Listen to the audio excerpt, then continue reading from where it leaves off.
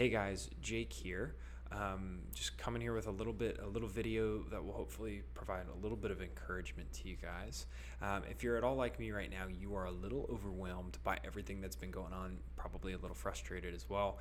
And one of the things that I've been realizing has been frustrating to me is just the amount of information that's coming at me, whether that's from other people, whether it's from the news, whether it's from friends who are telling me something, whatever it is, it's a little bit overwhelming.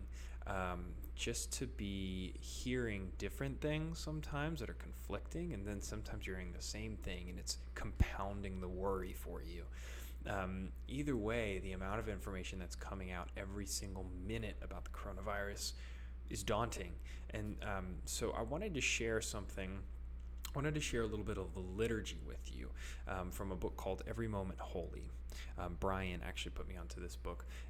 If for those of you who don't know what a liturgy is, some of you do, some of you don't. What a liturgy is a practice or a habit that teaches us to respond to God in a certain way. It's kind of like telling someone over and over again, I love you, I love you, I love you. If you say it enough times, you will actually end up finding out that you do love them because you have practiced the habit of saying, I love you to that person. And a liturgy kind of functions in the same way, except from us to God. It's in multiple ways compounding a habit. It's like doing 10 push-ups every day. Eventually, the push-ups don't seem as hard. You maybe even learn to love doing those 10 push-ups every morning. It's like that to God, and we're saying, God, we love you, we believe this about you, and we believe that we'll find comfort in you. And it's doing that to God over and over again until our hearts follow along behind.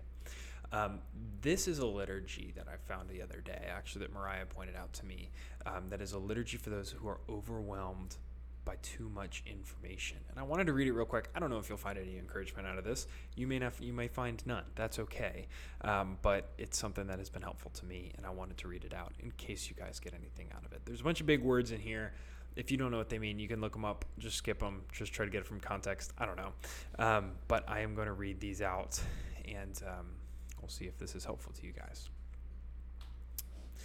In a world so wired and interconnected, our anxious hearts are pummeled by an endless barrage of troubling news. We are daily aware of more grief, O Lord, than we can rightly consider, of more suffering and scandal than we can respond to, of more hostility, hatred, horror, and injustice than we can engage with compassion. But you, O Jesus, are not disquieted by such news of cruelty and terror and war. You are neither anxious nor overwhelmed. You carried the full weight of the suffering of a broken world when you hung upon the cross, and you carry it still. When the cacophony of universal distress unsettles us, remind us that we are but small and finite creatures, never designed to carry the vast abstractions of great burdens on our arms.